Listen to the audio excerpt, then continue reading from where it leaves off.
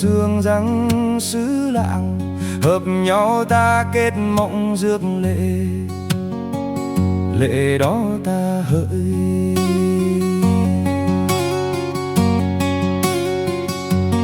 Nhìn mây bay chân cầu để mê mờ sương răng xứ lạng, hợp nhau ta kết mộng rước lệ, lệ đó ta hỡi.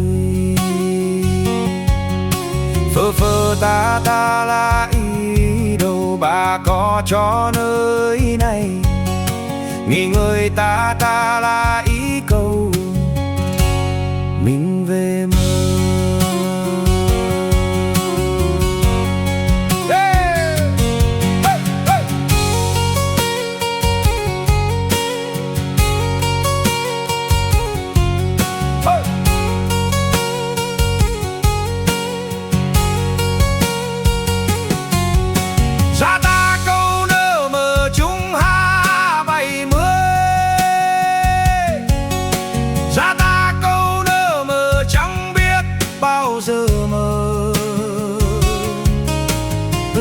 Tăng mây hằng câu lấy tăng dâu câu dặm nỡ mờ, lấy tăng đã trăm bón câu nơ, cực này là ý.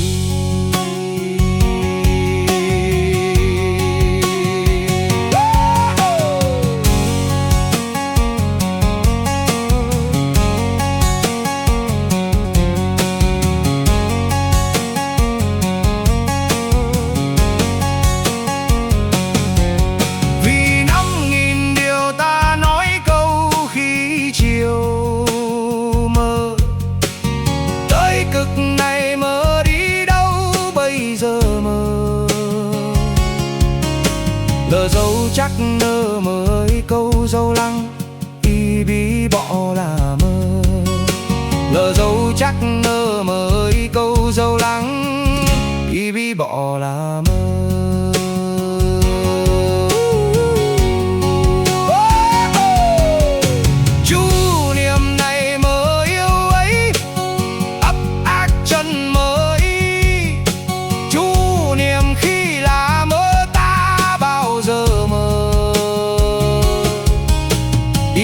Hằng tâm là ý bấy năm câu bằng hằng sóng nơ, đi về hằng tâm là ý đã có tác làm gì thầm hằng con nơ.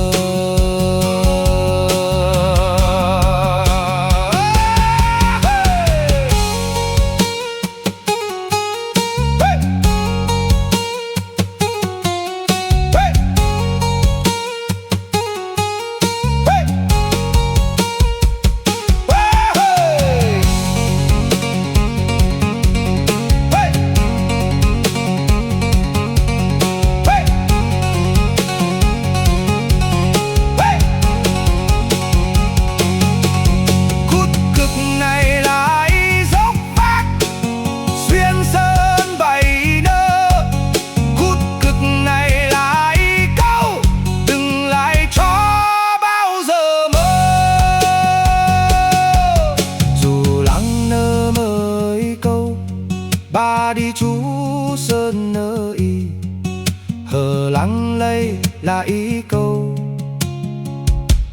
mình về mơ. Bỏ câu nơ lại bi rồng, an vui chân mờ. Bỏ câu nơ lại dù cực cấp bao giờ mơ.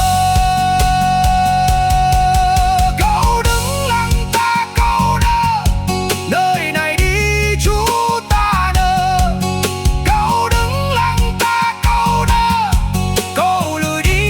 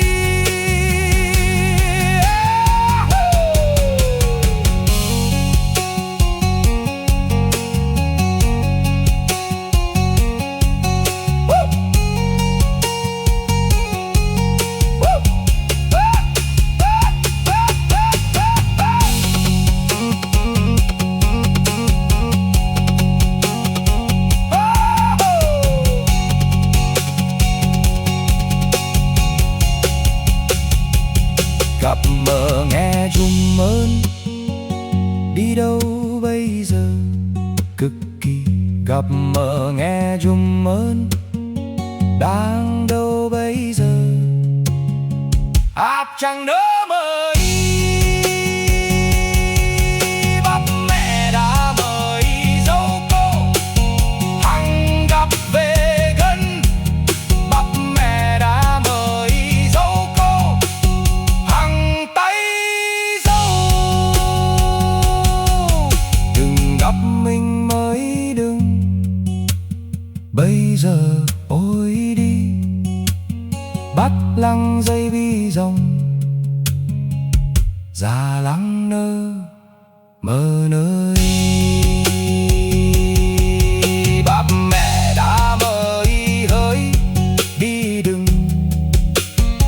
chẳng biết chẳng tai, chẳng đi đâu hằng cùng nơ mơ đi.